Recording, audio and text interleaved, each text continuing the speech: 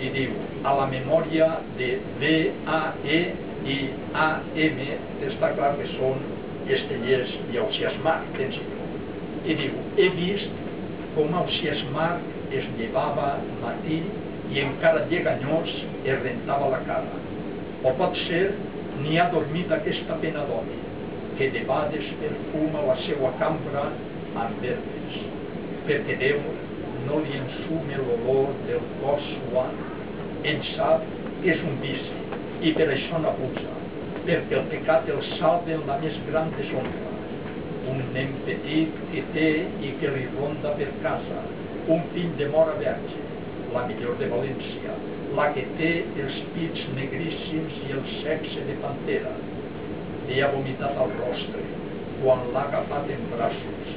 Això és un mal senyal, ha dit el vell poeta. Quan els indrets més foscos fan olor de llet agra i el cor rebutja el cos com si tornés a néixer i renega del pa que li posen als llavis, ja no hi ha altre remei que llevar-se la roba i nadar contra el foc, contra la mar que brama. Com el remer que es passa tota la nit remant, els seus braços no poden ni sostenir la ploma, i tanmateix ha escrit amb tremolors de tinta.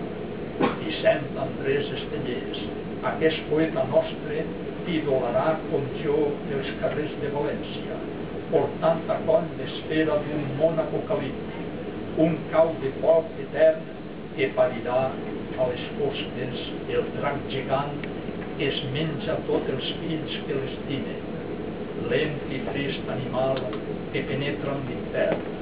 Aquest és el destí de qui no sap callar.